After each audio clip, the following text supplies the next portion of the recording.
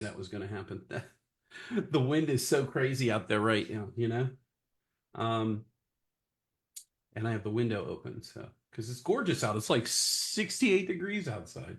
Finally, finally, fall has hit us a little bit. I don't want to get too excited too soon though. So what I'm looking for real quick, and I'm getting the screen set up here so that y'all can see this. Um,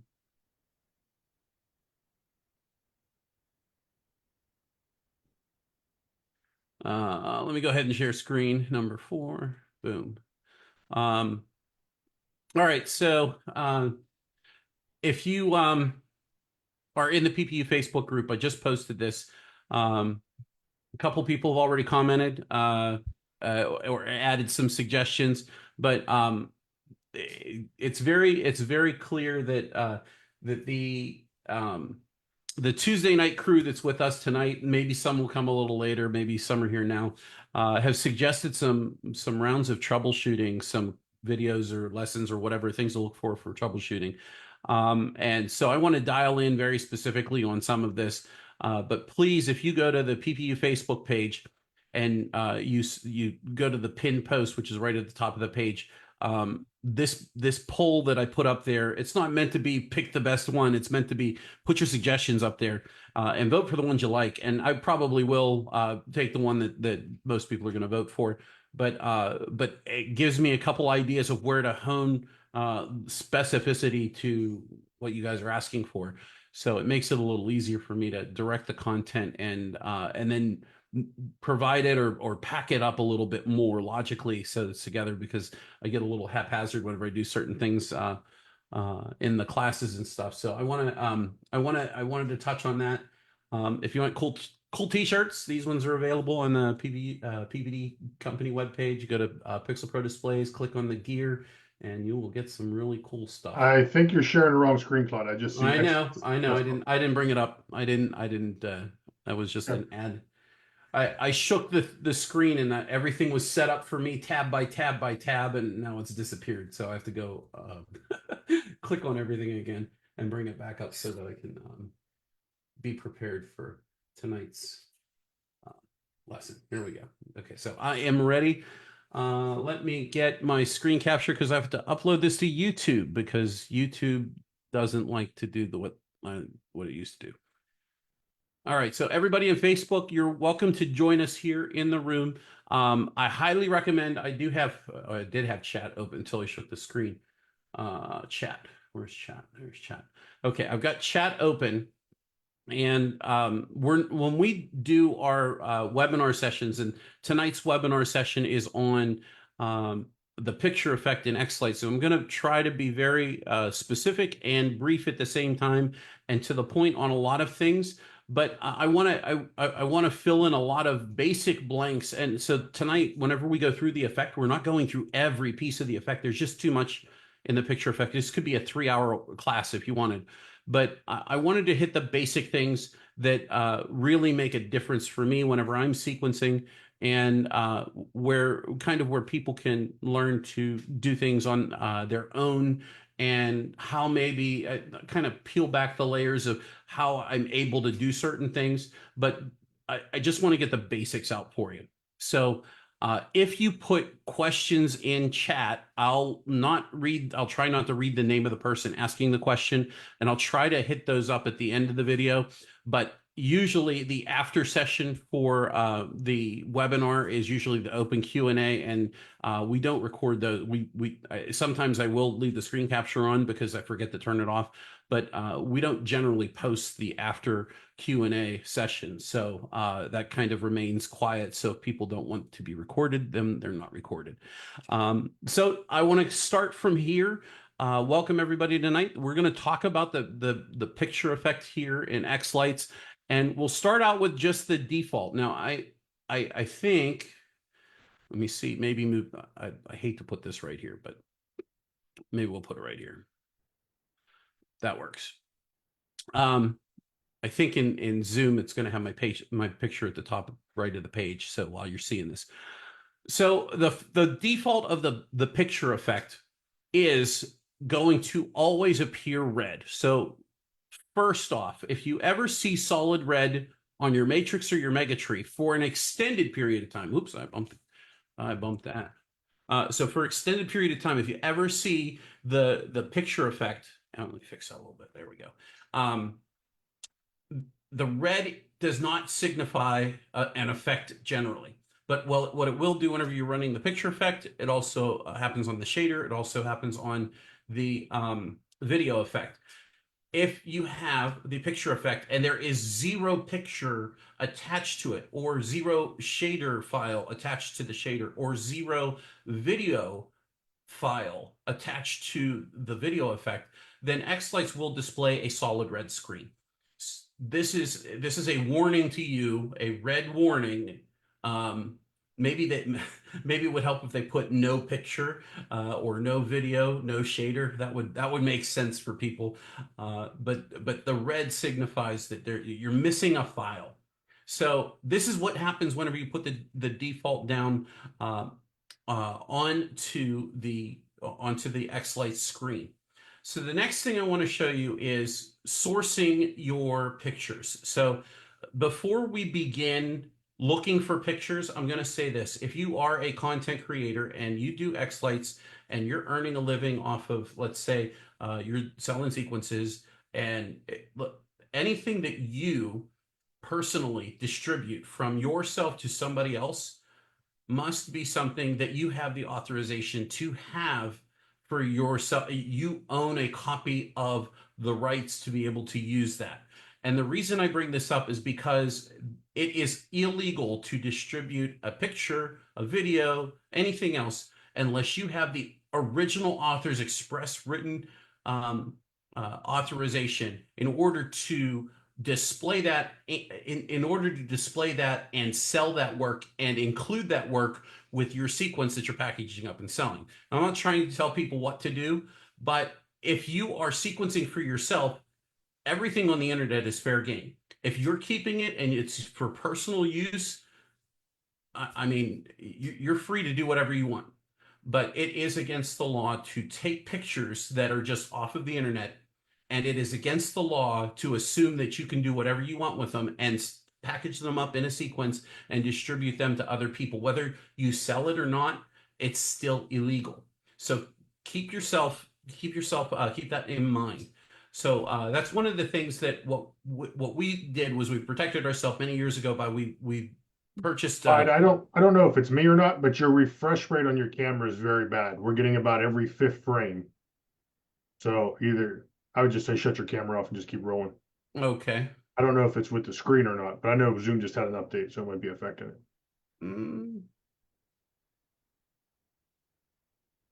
Yeah, okay, no problem. Try moving your mouse around just to see if your mouse stutters. All right. No, you're good with the mouse. Kind of crazy. Haven't had that before. Might be time to get a 4K camera, right? It's probably just a Zoom update. It hasn't been a problem since. I logged out and logged back into Zoom just to make sure that I didn't have to update it, and then there was nothing there. But as it were, we'll just get back right to this.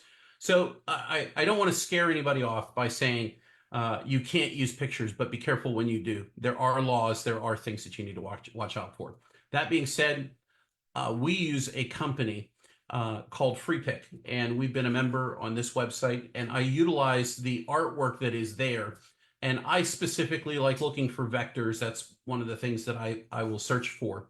And what I wanted to do tonight was I wanted to come up with an idea of what can I use as a picture to share how some of the things that I use in xLights and demonstrate things as we go in tonight's little class. And so I decided, you know what, let's do a hot air balloon. And it turns out that this was a kind of a really good idea because of a couple things, and you'll notice them as we go along. But one of the things that I wanted to do was show you how you can take something. It doesn't matter what picture it is that you have that you want to isolate and use, and apply it in xLights so that you get some of the best. Excuse me. Some of the best results that are possible with what's given to you. Okay, So first, I selected this hot air balloon. This is the hot air balloon that I'm going to play with while we're doing some things in xLights. And I've logged in and I've downloaded. We're using our account, and I've already downloaded it. You can download the whole thing. It's a zip file. If you use Adobe, if you do use the Adobe software, the AI file is there.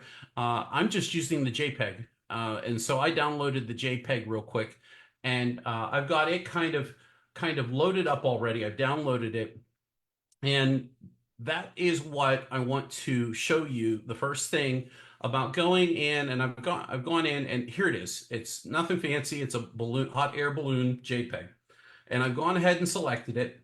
And the first thing that you're going to see is that when you put it on this matrix panel, now I'm putting it on. This is the big matrix panel in the center. This is a P10. The first thing is that it doesn't look like it actually fits. So we have to learn. The first lesson about the picture effect is how do we get it to fit inside our four walls? And why doesn't it fit? So we'll get to why doesn't it fit in a little bit, but let's go to the first thing, which is the scaling drop down. We'll go ahead and click on the scaling drop down, and we can see that we have a couple different options here. We have scale to fit. We have scaled or with no scaling, which is your default, scale to fit, scale keep aspect ratio, and scale keep aspect ratio crop. Now, I have gone and used what's called scale to fit. And what scale to fit means is take the image, take the complete image, and scale it from corner to corner, from the top left of the top left of the corner to the top right to the bottom left, and match those corners to your matrix panel or your megatree panel. Okay, and here is what it looks like when we take that exact same picture and we put it on the megatree. Now, notice that being on the megatree there looks a little bit different. Maybe this is better if I leave it like this, but but you can see that that this looks a whole lot more scrunched. Actually, we'll go ahead and pop it over here. We'll copy and paste it over here. And you can see the two comparative side by side. One looks more scrunched this way, and one looks more stretched out the other way. And the reason for this is going to be because xLights is taking the corners and just stretching the corners to wherever the corners are. So if you have a matrix and if you have a megatree, the scaling or the size that you've made them is rather important to how that final image actually comes out to look. So there is a difference between portrait and landscape. And one of the things that I'm going to show you, and I can't do it with this image, but I'm going to use two other images. When we think of portrait, we think of one person's picture, like and you guys can't see me, but I'm putting a box around myself right now. But I'm taller more than I am wide, hopefully. And the thing that whenever you have a portrait image, it's usually taller and skinnier. And these apply very much better for a matrix than they do they apply much better for a megatree than they do a matrix. By the nature of a megatree being tall and skinny versus a matrix being not as tall and much wider. Now, if we go ahead and flip over to this other image, this image here shows a couple of these hot air balloons just kind of flying around the sky. And if we wanted to show a scene, this is a much wider, zoomed out scene that looks more like a portrait on a landscape picture on your wall. So the idea is whenever you're creating these images, it's important to know what's your end use case for these. And I'm going to share with you the trick that I use for pretty much every picture that I build in for xLights, and that is to know your aspect ratio of your pixel tree and your matrix. And so what I've done here, and you have to physically, you really should know this if you're going to play with the picture effect. Whatever your matrix size is, whatever the matrix size is here, whatever the megatree size is, it's important to know these numbers. And I'm going to bring this over here on the screen real quick. This is a quick Excel document. And this document shows, if you look at the top left here, this is our matrix. This is our main matrix here on the pro layout. It's 128 by 96. And then over here is the garage matrix, and it's only 50 wide by 24 tall. So one of the things that I've learned over time is that I don't need high definition pictures in my show. The higher the definition, the harder xLights has to work in order for it to crunch the image down and render it. So I figured smaller images, smaller ratio images. If I go in and I make the image that I'm going to manipulate in xLights into a smaller form factor, say 4 times the size of the actual matrix, then most likely it's still going to have enough definition that you'll be able to see and utilize that image. And if you can utilize that image, then it works out better in your sequencing. You have you have a lot more options. So basically what I like to do is for every image, if I'm working on my matrix, I usually do a 500 by 400 image size. Now that's what I've done is I've done 4 times each half of my matrix. So basically my matrix is 128 wide, and I multiply that by 3. Well, I've rounded it off. It's not exact. I don't care about exact. The round numbers do the job. I might be off here by 3, 6, 9, 12 pixels. Maybe it should be 512. I just leave it at 500 because it's easy to remember. Same at 96. 96 times 4 is some weird number, but if I add 4 to that, it's 100 and it's 400. So 500 by 400. That's my typical size for the images that I create and use to work with on my matrix panel. This gives me a high enough definition. It's bigger than the matrix, but it should size down very, very easily with the scale to fit ratio, because it's already ratio size. It's going to square to the corners. It's going to look very, very close. Now, I did this with the small garage panel. And one thing that you'll notice is the garage panel is not near as tall as the ratio that the P10 panel is to the other. So if I took this and multiplied it by 4, I get basically I get a 200 by 100 matrix panel. If I multiply this by 2, it's 400 by 200. And if I add another 100 and another 50, that would be what? 450, 500 by 450. So basically they're very, very close if you ratio them together. So any image that I usually do for the big panel works really good on the small panel, but it may look a little bit more scrunched, but it's not going to have near the high definition that the P10 can have. And everybody understands that, right? So, someone asked, is this in inches? No, this is in pixels. Pixels meaning 128 pixels, and I'm glad I looked. 128 pixels across the bottom. When we count a megatree or matrix pixels, we're counting them from left to right first, and then from bottom to top second. So left to right first is 128 pixels along the bottom, 98 pixels up and down. This will become a little bit more apparent when we talk about the megatree. It's a 32 by 100. That's this bigger one over here. And this would be 32 wide at the bottom by 100 pixels going from bottom to the top. Does that answer your question there in chat? And then if I multiply that out by, and I use round numbers again, 30 times 4 would be 120, and then 100 times 4 is obviously 400. So these are the aspect ratios that I use whenever I am working within xLights and playing with my images. I natively know these now, but I wanted to physically show you that those are all something that are very important to what we're doing. And that's where this per aspect, some of these other scalings will come in and be a little bit more realistic to what we're about to do.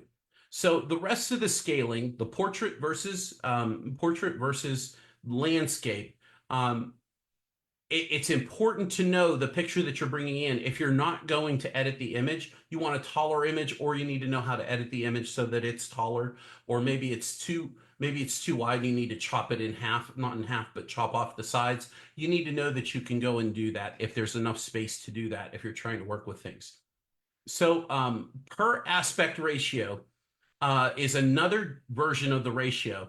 If we look here at the matrix panel, you'll see that there are black sides here that don't have colored in pixels, whereas before the pixels scaled to fit will stretch out the matrix image across the whole thing. So if I were to put an on effect underneath of here, let's go ahead and do that. We've got red in the background now. I put the on effect underneath of it, and you can see where this picture now is not working within the xLights. It's not working within using all of the pixels that possibly could use. That may be a good thing. I'm not saying it's not a good thing, but maybe you're trying to get a different look.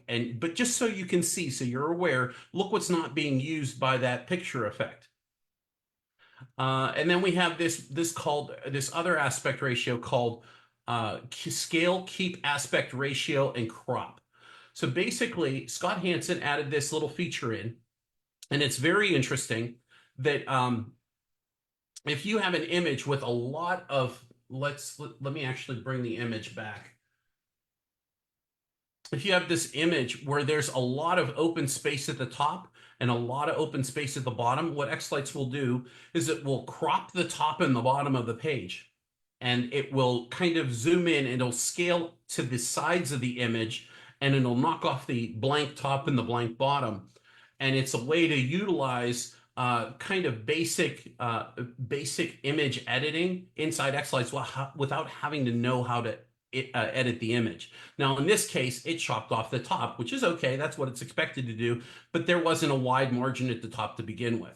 So one of the things, and I didn't try this yet, it may work, it may not work. So I'm going to use a little bit of caution. Notice how we have this XY axis down here on the start position tab of the picture effect. I was able to, now that it's kind of cropped it got rid of the top bar and the bottom bar. I was able to edit that image and move it down thanks to that little arrow. And I'm just moving that up and down, and you can zero in exactly where you want to be able to use parts of a picture. So this is one of the nice things that's available in xLights. Now, if you needed to zoom it to the right or to the left, notice though, if you go too far, if you're trying to align something so far, you put the on effect on behind it, see what happens. And the reason why I'm using the on effect is so that you see if you're layering effects with things and something's going on underneath of it, that's going to come through. And maybe you don't want it to come through, maybe you do want it to come through. So so that's crop with aspect ratio. It does work with the XY axis. I really hadn't tested that before I started tonight, so I figured I'd do it live. But the other thing too is whenever you do need to edit that image, one of the other things that you might consider is that, hey, I want to remove the background in my image. So if that's the case, we can take that image and we can go to, there's plenty of websites that we can go to that we can upload the image to. Now, I found this website. It says it's called remove.bg.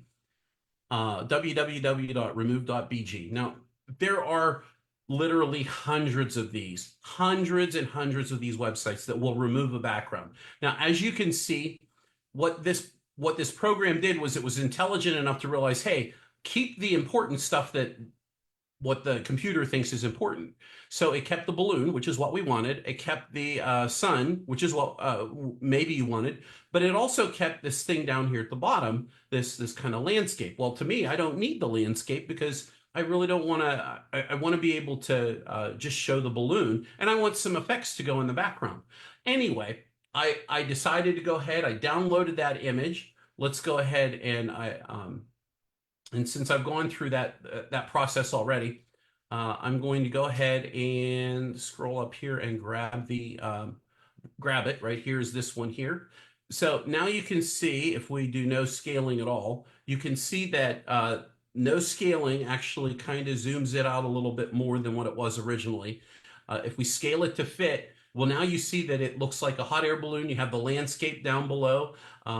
what's neat about this is you could put, I don't know, this is the sky. We could change the on effect here to blue. Let's put a blue sky up in the background there, right?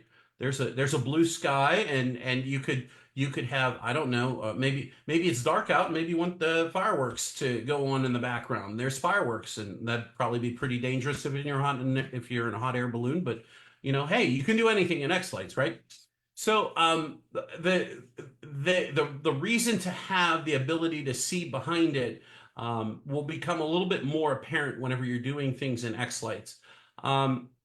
So I did use that. I did use that website, but now what I want to do is I want to show you the exact same thing and what I like to use, which is Paint 3D. And then I'm also going to bring back this little Excel sheet. I'm going to have it off. Oh, doggone it. I'm going to have it off to the right of my screen here.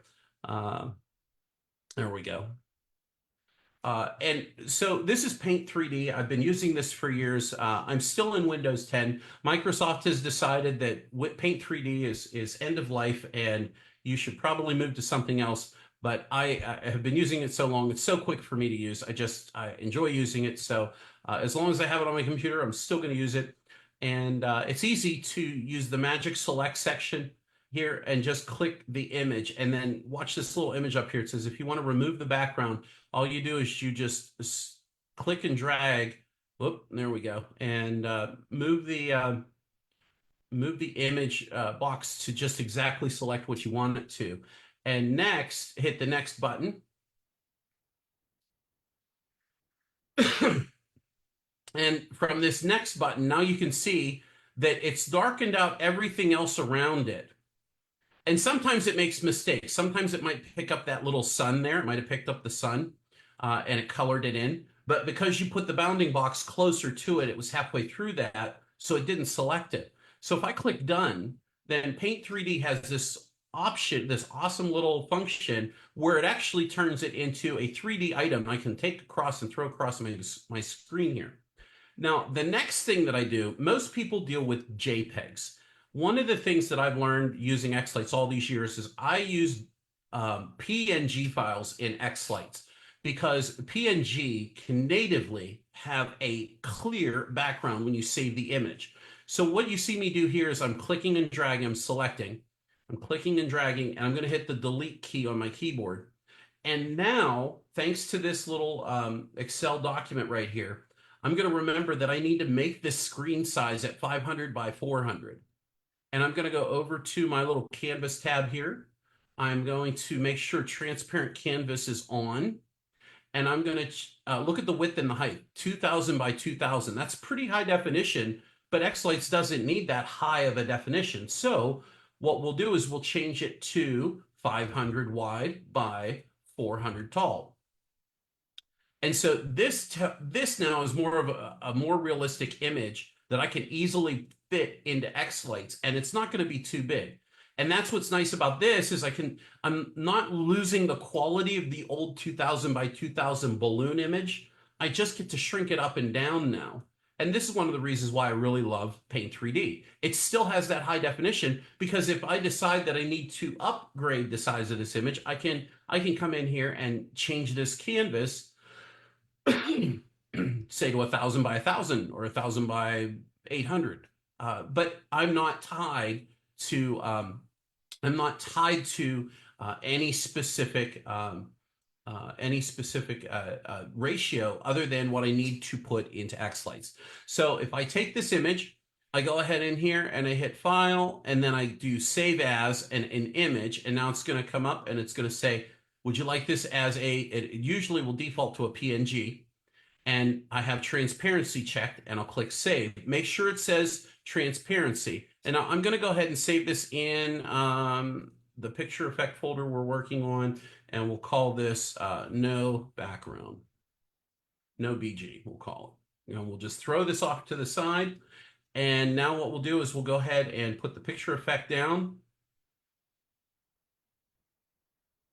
Put the picture effect down. There we go. And we'll go ahead and search for it. So no BG, that's the one we just created.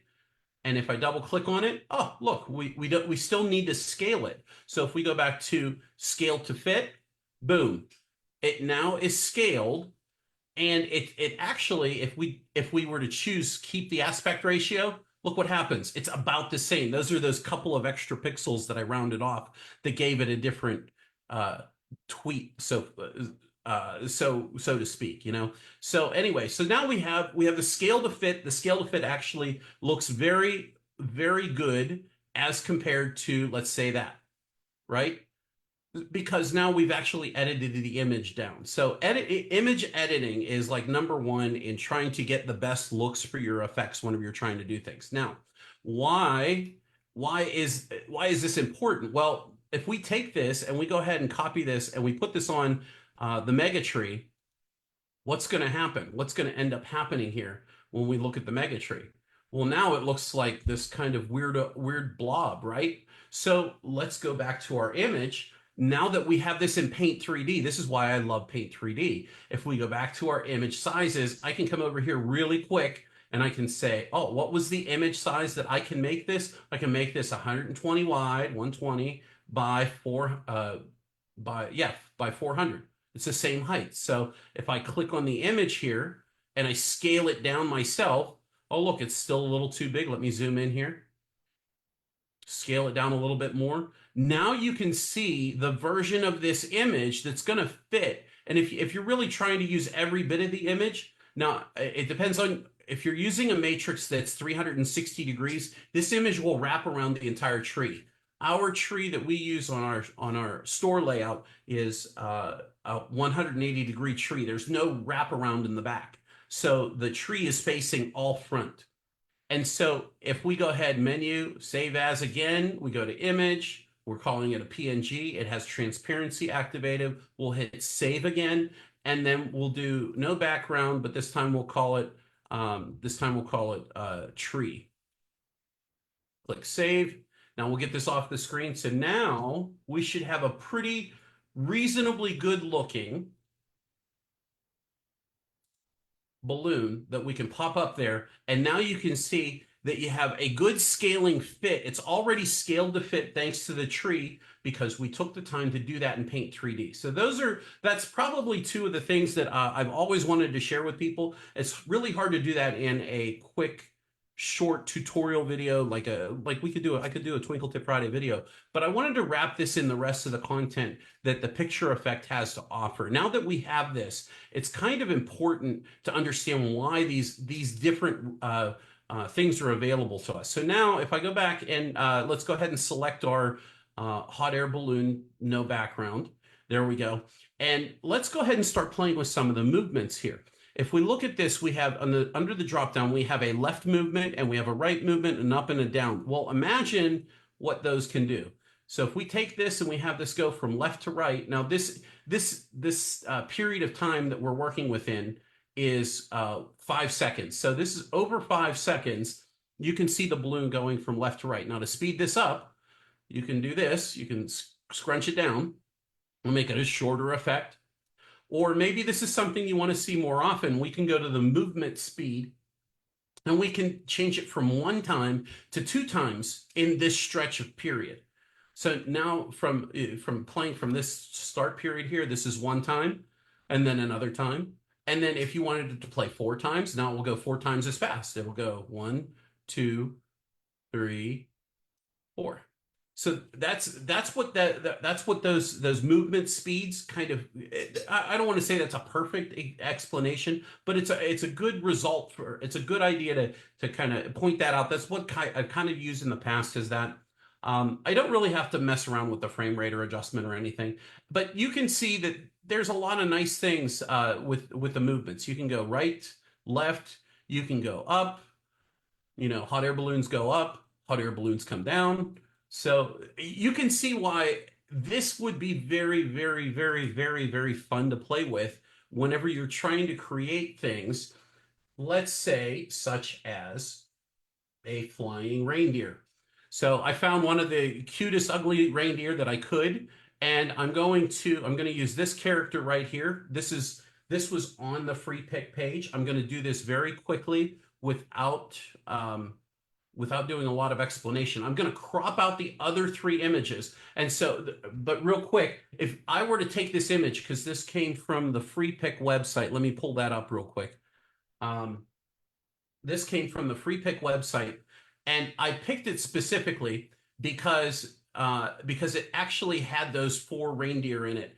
And if you were to upload it to a website page like this to remove the background, well, it's not really going to help you in that instance. So we want to isolate just this one deer. And I figured the best way to do that would be to go here and use the crop settings. If we go to crop and it cropped it right there, and we got rid of all the other deer. Now, the next thing we do is we go to our canvas, we click on Magic Select. We can tighten our tolerances here and really zoom in and make sure we don't cut off anything. We can make sure that it only gets the things that we want it to get. See that horn down below? Maybe we can get a little bit more of that horn out of there. And then let's go ahead and click next. Now, it's a big image, and it found everything. It looked like it found everything. And we'll go ahead and click done. And now we have our image, and I'll click, drag, and delete. We'll put our deer back in here. We'll go back to our canvas again. We'll do transparent. We have to do transparent. We do a 500 wide by 400 tall. And you can see how big this one reindeer is compared to that. And we're just zooming them down in size. Everybody now understands why I use a lot of Paint 3D. Now, you just saw what I did there. I made him move. And this is another reason why I like Paint 3D. So you can change the direction that he's facing. And I'll go ahead and shrink him down a little bit more and maybe make him a little bigger than that. Maybe this big. Well, he's got to fit in there. There we go. That's good. That's good. So I have him down here on the bottom. Maybe I want to center him a little bit better. We'll put him in the center. And I'll go ahead and save him. So we'll go ahead, save, image, transparency. Oh, see how it says JPEG? We need it to say PNG. We need transparency. Click save. And now we'll go into our picture effect where we're saving these, and deer, and we'll save it as deer. And now we'll get them out of the way. And now this is the nice thing about the picture effect. And the auto movements that are built into xLights. So like, I don't have to think about this. But if I go here and I say, oh, look, I want my image to go up and to the left. There's up and to the left. Now, what does that look like? If you had Santa going after the reindeer, it might look like Santa Claus flying across your screen. So I know this was kind of a long way to get there, but I wanted you guys to see why it's kind of important to take the background image out, why it's important to know the scaling size of your pictures, and why it's important to understand all of the movement aspects that are built into the picture effect. The thing is that if you do things like add snow, whenever you put snow onto the actual matrix, I'll go ahead and close this out. Don't eat yellow snow. Let's go with white snow. We have a little bit more flurries coming down. So you can see that the scaling of this image is exactly what it should be. Keep scale, keep aspect ratio. We could do it scale to fit. It's still going to look pretty much the same, but it still has a really good look to them that you're getting the full vision of the image. It's not a high definition image. It's easier for xLights to render this picture. It makes it super fun to start playing around with things that he can do inside with the picture effect. Now, one of the other things that that is important to know about in the picture effect, and that is if we, I'm just going to reset it and go find it again and put the picture effect down. I want to show off a little bit of the start position, end position, and this is the vectorizing. So I'm going to use the hot air balloon. I'm going to open it up here a little bit, but I'm going to come down here and I'm going to do a little bit with these scaling things. So we're at 100% right now. What if we go to 50%? And notice that when we have 50% set and we have end scale at 100%, you have to knock this down with it too. So that's another thing with the picture effect is scaling Manually is a little bit more work. So this is more trial and error. I'll take this down to 10. And if I don't need a lot of high definition, now I get to play with different things um, in xLights, and specifically, this is the vector where we're going to use the start and stop or start end position. And if we come up here and we go down to vector, and we click on the vector setting in the movements, what we can do is we can start position and we can set our start position. And maybe we have it here, it's off screen, and we're having it move in. And maybe this is a staging for your picture. And we grab another version of that picture and we change this staging from that to 0. Now you can have, if I put the off effect here, you can see here's the image coming in from off the screen and it's freezing right in the center. That's a very easy way to do something simple to set up your image or to have it introduced, or maybe it's a transition from one effect to another. But this is one of the basic things that if you wanted to move a prop or move an item, this is what the picture effect can do whenever it comes to getting your picture to where you want it to be. Another thing it can do is you can give it an end position of maybe it's going to go up here, and maybe it's going to come over here.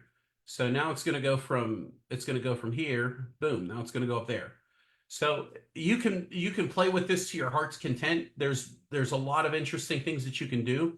I will say though that even though let's say you weren't going to use the vector, excuse me, let me fix that. Let's do none again. When we go back to the start position, you'll notice that there are some value curves on here. So if we were to grab some of our value curves here, you could see that the picture effect will kind of move around, and you could have the image kind of bouncing back and forth a little bit. And this is one of the reasons why it's not important to have like the super high definition of images, because people are going to get that that's a hot air balloon and you're getting to bounce all over the place, you know. So it's a little bit of fun to play with. I use this a lot with a lot of things. Sometimes what I'll use, especially with these different curves here, I don't want to say curves. If I were to place down one of these, let me do this. Let me find an image that I could kind of, now this is, I'm kind of riffing off the side off of something that I wasn't expecting to go through, but it kind of popped into my head, so I'm off on a little tangent. Let's see. Let's say I grab, I don't know what image this is going to be. Okay, so this is, here's a computer. Looks like it's some clip art of a computer. Nothing fancy, right? So if we scale this to fit, what if I wanted to zoom in on something very specific in this image? Then what you could do is you could start with turning up your scale. End scale 0. What do I do? 70. Let's get rid of scale to fit and let's do no scaling. And maybe we're looking at finding just one specific thing in this image, and it's really big right now, so I better do 20 by 20. No, that's still too big. 10. Anytime you're trying to scale something, if you're, it's always kind of, you just don't know which way to go until you get to the lower you go, the faster, the better sometimes. Maybe I want to zoom in only on the tower. Maybe I only want to focus on that monitor right there. Whoops.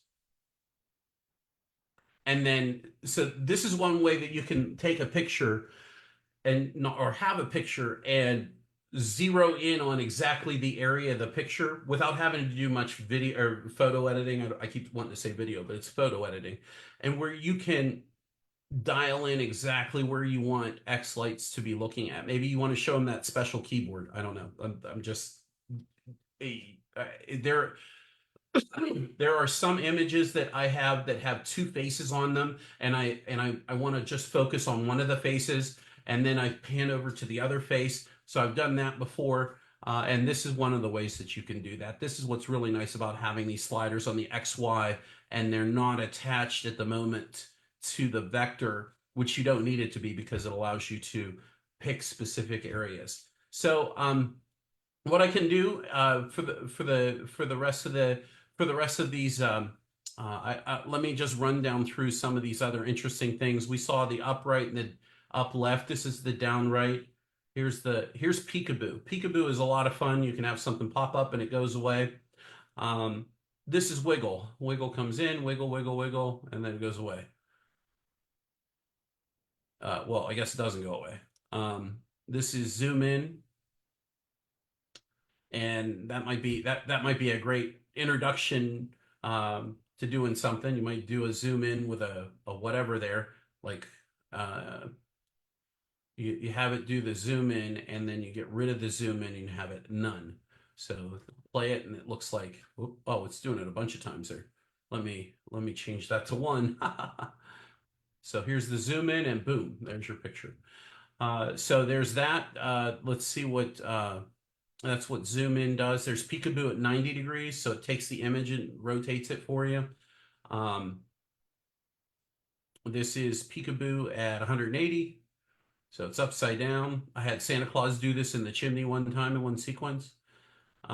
This is 270 peekaboo. Down here is VIX 2 routine, which I have no idea. This is something I guess that Vixen users might need to help animate their stuff.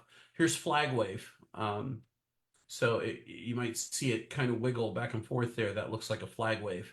You can kind of do the same thing with the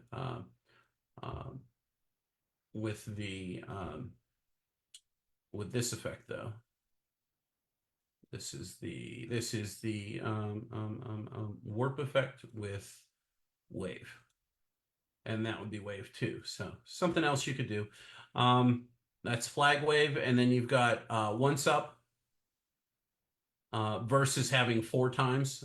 I'll just change that to 1 once up. Then what else you got here? Once down once. And then you've got, let's see, vector, which we talked about. Okay, so these are the fun ones. Tile left, tile right, tile down, tile up. Tile left, if you had an extremely small image, which we could actually go make one of these really quick. These are a little bit of fun to make. Let's take our picture here, and we'll go back to our canvas mode here and change this to 500 by 400. And we will take this image here, and we're in Paint 3D, and we'll put 1 there, and we'll paste it, and just copy and paste it with Control C and Control V. And so now I got 2 of them, right? Save as image, transparent PNG, save. We'll go ahead and throw it here, and we'll call them 2 Bs, 2 balloons. And we'll get rid of this, and we'll head over to browse, and I'll grab the 2 balloons, and there's our 2 balloons right there. Now, if we use any kind of scaling, it might kind of hold us back. I'm gonna take the scaling off, no scaling, real quick, and see what it does. It's not really doing much. Scale to fit. What you see here is it's scaling it, and it's having it travel across the screen. So what you might do is you might speed this up and have it do it 4 times, and it looks like, oh, look, the balloons just keeps, chasing each other across the screen.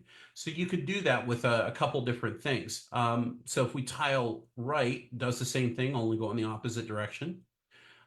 If you tile down, and then you have the same kind of thing there. And then here is tile up.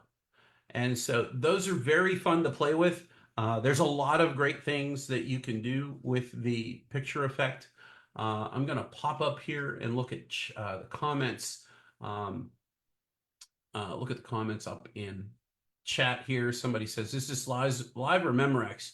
And for many of you who don't know what Memorex says, that's recorded. It's going to be recorded. It is being recorded right now. But it is live on Facebook.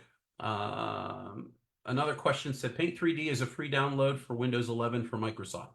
It sure is. I'll reiterate this. today is it's September the what is it, 24th. So in roughly about 2 or 3 weeks, November 4th, or 2 or 3 weeks, excuse me, a month and a half, they're going to stop support feature updates for it, and it won't be in the store anymore. So if you want to go get it real quick, for all of those of you in the future that are watching this, too bad, so sad. I'm sorry. Um, Hopefully it's a download somewhere you can pirate it. I got some tail from the other deer. So is that true? Somebody commented in chat that I have tail from the other deer. I can't see it. You might be right. I'll take your I'll take your word for it. So guys, that's the picture effect in a nutshell. It's not everything you wanted to. It's probably more photo editing, but it is more, or picture editing. It is using the picture effect. You have to know how to deal with pictures. And so my goal tonight was to show you that you can go in, remove backgrounds, you can use software that you find anywhere, but the idea that you have to that you can use things that you find, you certainly can do that. But it's important to try to use the tools that are already available. There's one thing that we didn't even talk about tonight, and that would be this is the effects assist. And that's here. You can see this image is kind of loading up. The effects assist it takes up literally a whole screen, and it's not as helpful as I had imagined it would be. I did some smaller scaled images here, like for the mega tree, whenever I was only doing a small tree, but I learned it was way easier to use Paint 3D. Just so if you want to learn more about the picture, the effects assistant, and the picture effect on the PPD website, there's another webinar that we did 5 years ago that was the predecessor to this video and talks a lot more about that in specificity. You're welcome to check that out. A couple other questions just popped up in chat, and I'll end it here in a couple. Someone had a question a little bit further back. Does this still apply, still all apply when using virtual matrix projectors? So that's a good question. It depends on the size of the image that you're projecting. Make sure that you scale to that size, because the projector is probably going to be blown up a little bit bigger, so you probably can get a little bit better. So just make sure your image is the same size as your output on your lights. That's what the key would be for you. Let's see. And there's another one. Let's see. Have you ever worked on creating pixel art to bring it into the effect, maybe a face with a different mouth shapes for a talking face? Yes, I have done that. That's potentially another video sometime down the road, or a class. I actually taught that class at Christmas Expo, or no, maybe it was the Florida Mega Mini 2 years ago.